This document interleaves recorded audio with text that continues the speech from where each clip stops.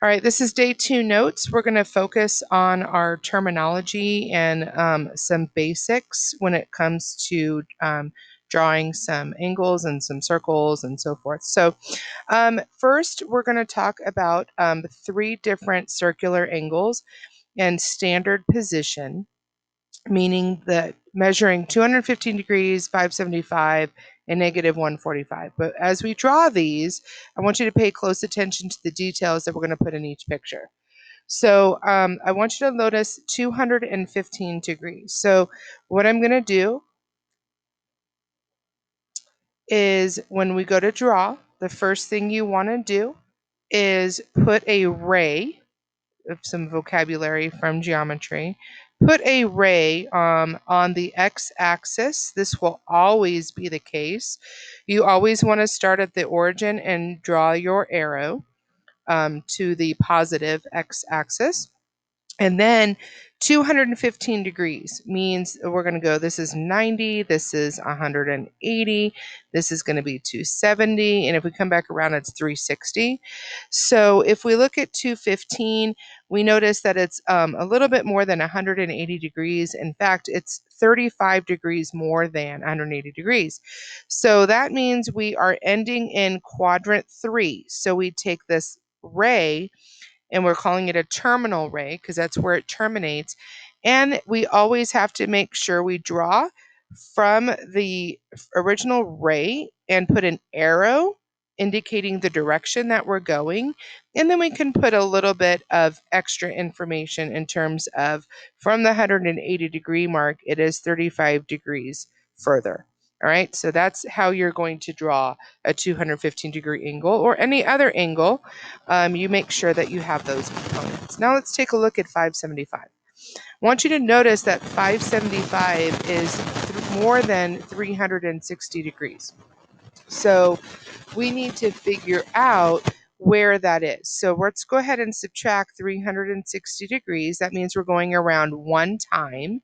And then we've got 215 degrees left, which means we now need to draw another 215 degrees. Well, we already know that 215 degrees ends in quadrant 3. So what we're going to do is the first thing you do, now watch, even though it's already done, I want you to watch as I draw. You're going to start at the origin and draw a positive x-axis. Step 1. Step 2 is to figure out where this is going to end. We know that 215 degrees ends in quadrant 3. So I'm drawing my terminal ray. I'm also putting this reference because it's a 35 degrees more than the 180. But when we go back and we draw our angle of rotation, we're going to start at this positive x-axis and we have to go around one whole time. That's 360 degrees. And then now we draw the 215, going quadrant 1, quadrant 2, ending in quadrant 3, and we put an arrow.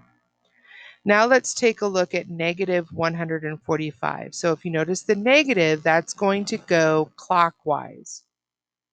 Okay, notice on all of the other ones, we started and we went around counterclockwise. So 145 degrees is going to be, let's take a look. You always start at the origin, positive x-axis. We've got 145 degrees. So we know that this is 90 degrees going from here to here. And if we were to figure out how much it is from, there's a couple ways you could do this, but we always like to put the reference angle in terms of the horizontal axis, so the x-axis. So I've got 145 plus 35, and that's going to be taking me to 180. The other way to do this is 180 minus 145, and then that's going to give you 35 degrees, which is why we are putting 35 degrees here. We know that it's going to be 35 degrees short of 180. So I'm putting my terminal side here, and because it's negative, I again start at the positive x-axis and add your angle of rotation and put your arrow. All right, so what do all of the angles drawn above have in common with each other? So go ahead and answer that question. All right, so same initial side. That's a vocabulary that I was using when I was explaining those. The initial side is the positive x-axis. The terminal side is where you finish ending up. So you could be in any quadrant or any axis, but it's the ray that you draw where you end. And then we've got a reference angle. And so the reference angle is the positive, and it needs to be the acute. So not only does it have to be the positive angle, but it has to be the acute angle that the terminal side makes with the x-axis, which is why I told you up here, we always want to go to the horizontal x-axis. It's why I didn't put a degree mark over on this side. Okay, so we always want it to be the reference angle to the x-axis.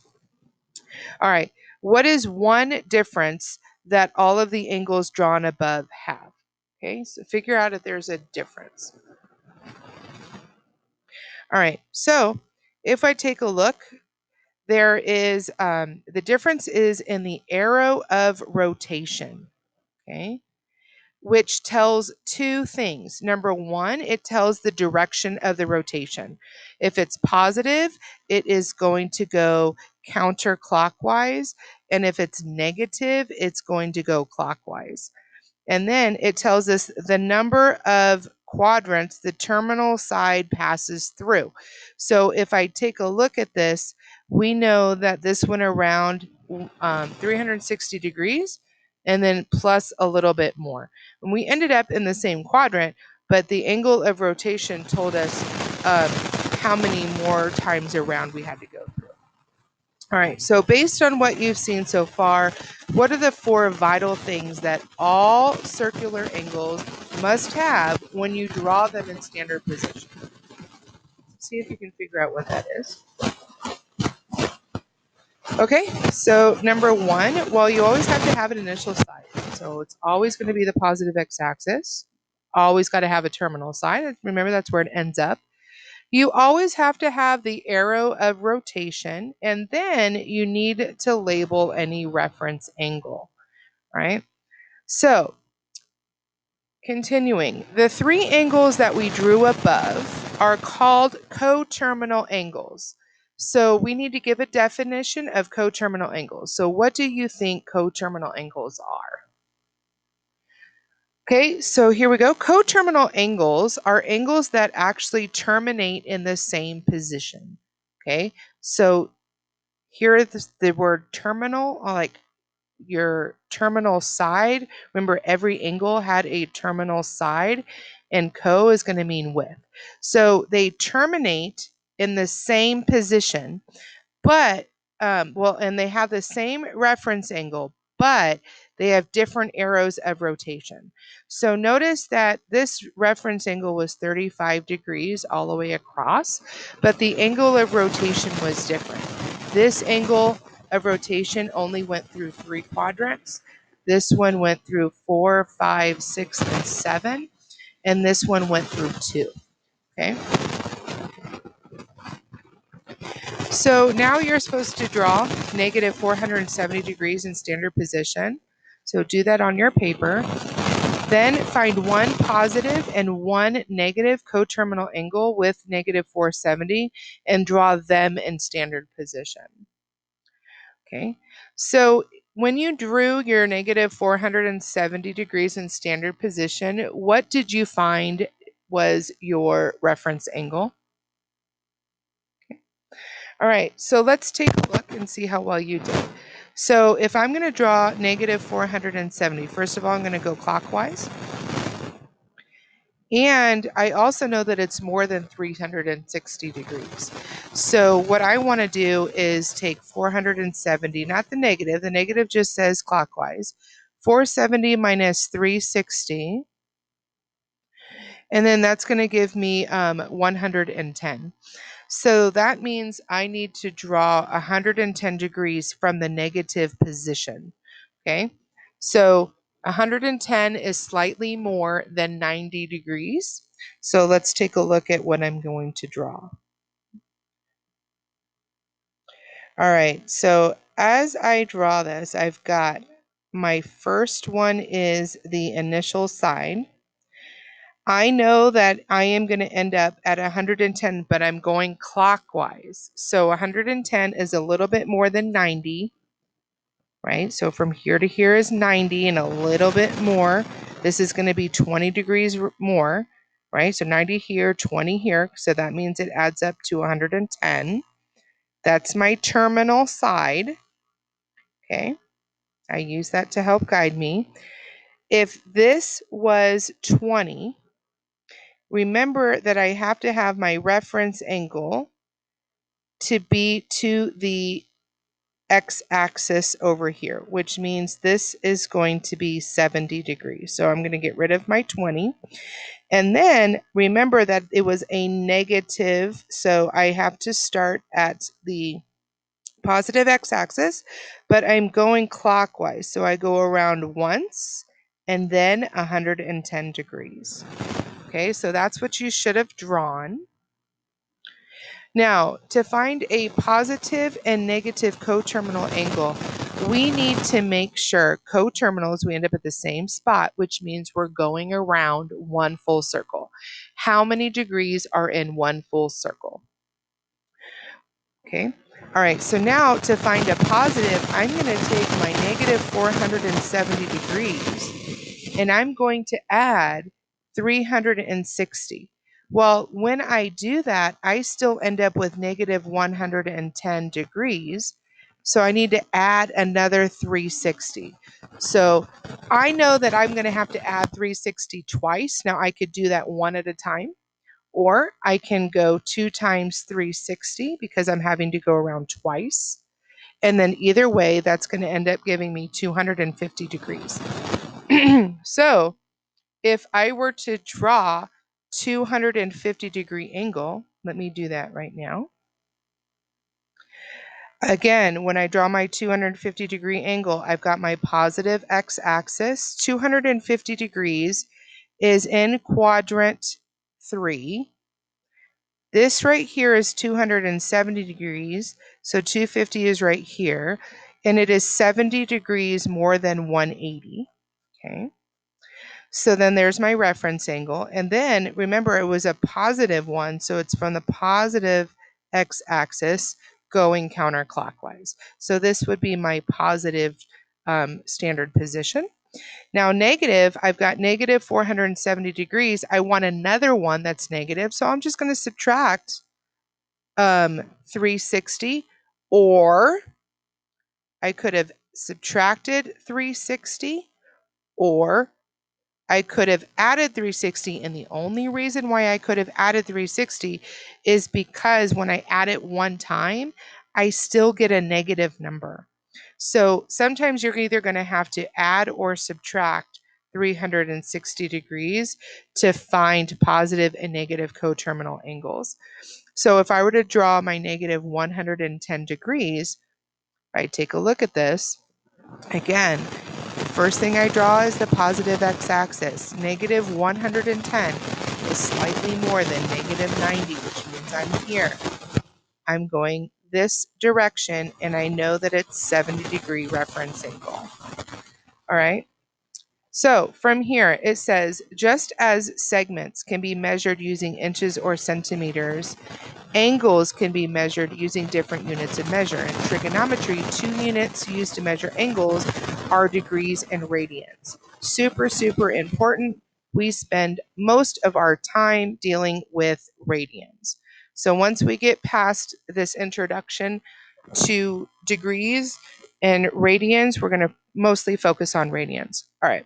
So radian measure is based upon what is called the unit circle in trigonometry. So by definition, the unit circle is a circle whose center is at the origin and whose radius is 1. So now if we were in class, we would do a little activity where we do actually derive the radians, but for right now, this is what we're doing for distance learning. So find the circumference of the unit circle. Well, we should know that the circumference, which is the perimeter, it's the outside, right? The outside part of a circle is 2 pi times the radius. But if your radius is 1, then that means the unit circle has a circumference of 2 pi. Okay? So the distance all the way around is 2 pi. So what must a 360 degrees be multiplied to obtain the circumference of the unit circle? Okay? So if I were to take 360 degrees, so 360 degrees says by what must 360 degrees be multiplied? So times x to obtain the circumference of the unit circle. The circumference of the unit circle is 2 pi. So what we have to do is now divide by 360 degrees. And so x is equal to pi over 180. So basically that's the same ratio. So let's take a look at what this means. If I were to go in degrees, and this is important, I want you to write this down. If I were to go into degrees, this would be 0, 90. I'll put the degrees on the inside. 180, 270, 360. In radians, again, it's the same measure, just a different terminology. We use like comparatively to inches or centimeters, we've got radians and degrees. So we know that the circumference is going to be 2 pi. So what we're doing is dividing up this circle in terms of pi's. So if this is 2 pi, this is 1 pi. And half of pi is pi over 2. So let me put my radians on, you could put 0 pi if you would like, then pi, and then this is half pi over 2. So we've got 0, 1 half, 1, 1.5, which is 3 pi over 2, and then 4 pi over 2 is 2 pi. Okay, so just kind of catching up here. Pi is the same thing as 180 degrees. One is in degrees and one is in radians. In order to establish which one is which, you have to have the degree symbol. So if it does not have a degree symbol, it defaults to radians. So here's what we're going to do. We're going to make sure that we know how to convert from degree into radian measure. So you have the degree times pi over 180. So remember, you've got the degree. You've got a degree. When you multiply them, you want those degrees to cancel. And so that way you end up with radian measure. So to convert from radian measure into degree, so you starting off with radians, right? You need to end in degrees. So your degree must be on top, and your pi most likely will end up canceling out. Not always, but it will mostly, and then that's going to give you degree measure. So if you want degree, your degree must be on top of the fraction. If you want radian measure, your pi must be on top. Your degrees have to be on the bottom so that they cancel. All right, so let's take a look at this. Please do A, B, C, and D. All right, 90 degrees. So what we're going to do is take 90, multiply it by pi over 180, because we're trying to get rid of those degrees. And then we got 90 pi over 180, and now I can reduce, and I get pi over 2. All right, so negative 235. Remember, I want to cancel out the degree. So degrees have to be on the bottom. And so I cancel that out. And then now I just simply reduce. Okay, now notice we do not have a degree symbol, which means it defaults to radians. So that means my 180 degrees needs to be on top. I'm going to multiply, but I can go ahead and cancel those out. And then I can go ahead and reduce. This gives me 60. And anyway, it ends up simplifying to 120. And then on D, again, I have a radian measure. I'm going to go to degrees, which means my 180 is on top. My pi is on the bottom. I can cancel those out. I can actually reduce and then finish multiplying. Okay, so now we're supposed to be finding one positive and one negative coterminal angle with negative 4 pi over 3. And it tells us specifically to not only do that, but to draw them in standard position, and do this first by converting the given angle into degrees. So the first thing we want to do is convert negative 4 pi over 3 to degrees. And again, we're going to multiply by 180 over pi.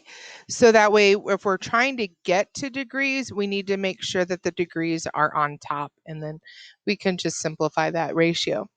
And then it says for one positive coterminal angle, well, we want to add 360 degrees as many times as necessary to get it to be positive. And then we want one negative coterminal angle, which means we're going to subtract 360 degrees as many times as possible to get it to be negative. So the first thing I'm going to do is take my negative 240 degrees and I'm going to add 360, and that becomes positive 120. So that's what I want to go ahead and draw.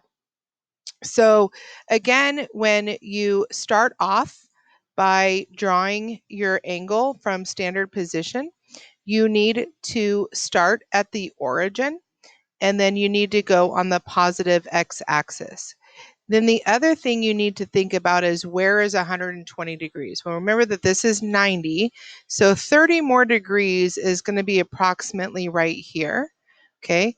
So that you have the angle of rotation, and this is 120 degrees. But the other thing that we want is we want to put this angle right here, the angle that goes to the x-axis. So together, this is going to be 180 degrees because it forms that straight line. And so this right here is going to be a 60 degrees because when you add them together, it gives you 180. All right. So what you might see is this. You won't necessarily always see the 120, but you will see the potential, the reference angle, so that you could actually calculate the 120 degrees. So that's what it's going to look like. And then for the negative, we're just going to take our negative 240 and subtract 360, and we end up getting negative 600. Now think about that for a minute. That's over one rotation. So negative 360 and then another negative 360 gives me a negative 720. So it's not quite two rotations. So what that's going to mean is that we've got to find out our coterminal angle with that, and then we're also going in a negative direction. So the first thing you want to do is to draw your initial side. We know that we are going to go around one rotation. So if you think about that, you've got negative 600 plus 360, and then that's going to give you 240, so negative 240. So if you look at that, we go here, we're going to go around 360 degrees. Now we've got 90 degrees that we're adding on to that. So I'm just going to show you, I have negative 360 as one rotation. And then another 90 degrees. Now I'm up to 450, okay? Another 90 degrees. Now I'm up to 540, And then now I need to go another 60 degrees. So if I go another 60 degrees, that's going to take me to negative 600. So I ended right here. And then I put my arrow. And then the only other thing that you need is the reference angle. So again, the reference angle is going to be from the terminal side to the x-axis, and that becomes 60 degrees. Okay, so if we were to follow this around, I could be able to count 360 plus 180 plus 60, and that should give me negative 600. Okay, so that's what it's going to look like. All right, so then it says find one positive and one negative coterminal angle with negative 4 pi over 3. Draw them in standard position. So we kind of just did that, but it says do this without converting the given angle into degrees. Okay, so just may require just a little bit of thought. So the idea is when you have a positive coterminal angle, you are going to add either 360 degrees if you're in degree mode, or 2 pi if you're in radian mode. Okay, so because we're in radian mode, we're going to go ahead and add those two. And it turns out that when we add those, you're getting common denominators, so we end up getting 2 pi over 3. So when you go to draw your 2 pi over 3,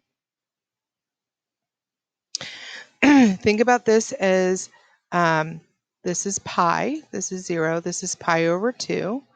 So you've got to figure out where is 2/3. So this is 1/2 right here, and this is 1 whole. So 2/3 is going to be right around here. Okay, so 2/3. So this is 2 pi over 3. So if I'm going to draw this correctly, I've got to start at my initial side, and then I've got 2 pi over 3. I go here, but I need my reference angle. So remember that your reference angle is going to go down here, and then what that is it's going to end up being pi over 3, because together with this angle right here, 2 pi over 3 plus pi over 3 gives me pi. And that's where I need to end up at. I need to end up along this x-axis right here. Okay, same thing we did, but with degrees. So this is what the angle is going to look at. So again, you've got your initial side, your terminal side, your angle of rotation. You don't have to put 2 pi over 3, you just put the reference angle. Okay, so now let's do negative. Well, that just means we're going to subtract 2 pi, getting common denominators means we've got negative 10 pi over 3. So with that, if I've got negative 10 pi over 3, we know we're going to go clockwise. So if I were to think about that as a mixed number, and sometimes it's better to do that, this is like saying, hey, 3 can go into 10,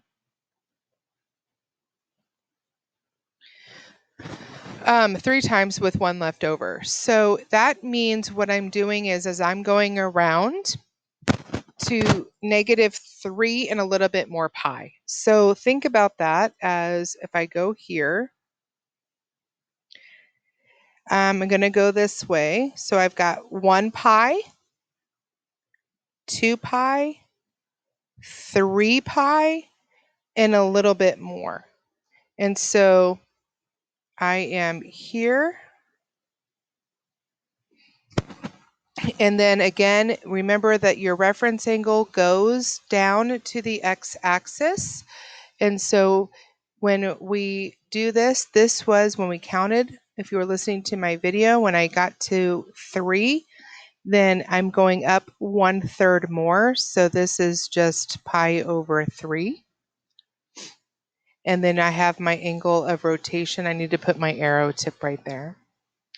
Okay, so that's what it's going to look like. Okay. So these were the same thing. We approached them two different ways. If you notice that 60 degrees was my reference angle, so is pi over 3. That should tell me that 60 degrees is pi over 3. This is my calculation, and I was able to verify that in degree mode or in radian mode, I came up with the same answer. All right, so now let's take a look, and it says, given the angle theta, determine the quadrant in which the angle terminates, okay, and find the measure of theta prime, which is the reference angle, okay? So let's take a look at when theta is 275 degrees.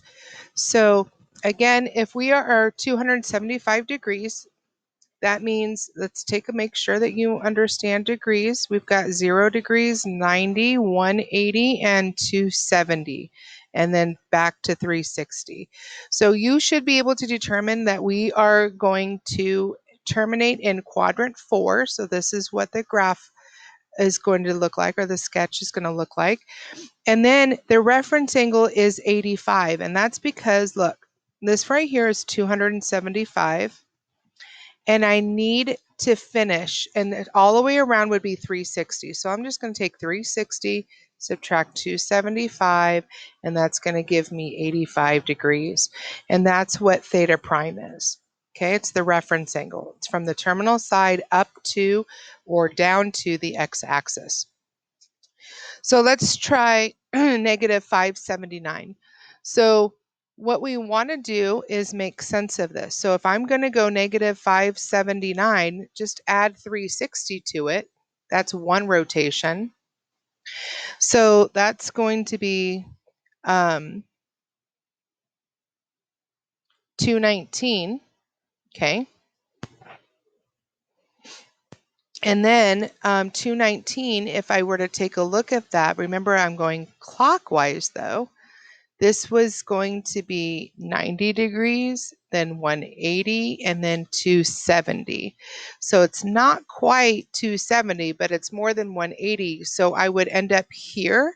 So what that meant was I was going to go around one time, and then around over to 219 degrees, which means what will be the reference angle? Figure out what that's going to be.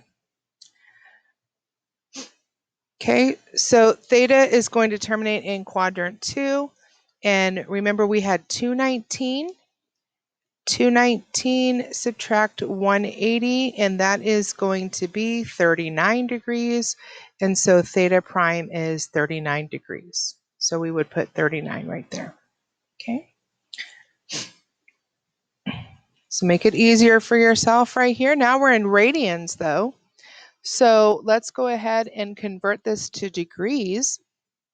So we're going to convert it to degrees, and we're looking at 390 degrees. Well, that makes it a little bit easier, right? So we've got 360 degrees is all the way around, but we need to go 390, which means we're going 30 more degrees. So we're going to end up in quadrant 1. And then again, how much is it from here to here? Well, all the way around once was 360. I have 390 minus 360 is going to give me 30 degrees. Okay. Why do I have pi over 6? Because my original theta was in radians. So because I took it to degrees, all I need to do is take it back to radians. So theta terminates in quadrant 1. Theta prime is 30 degrees times pi over 180, and it gives me pi over 6, and then that's why I put the reference angle in radians. So try the last one. Okay, I'm going to take it to degrees. Negative 108, which says, remember that this one is negative 90, negative 180. So we should know that it's going to be somewhere around in here. And so we've got quadrant 3. And so remember though that if this is 108, from here to here, it's 108, just go 180 minus 108, and that's going to be 72 degrees. So this part right here is 72 degrees, and now what we need to do is convert that back to radians.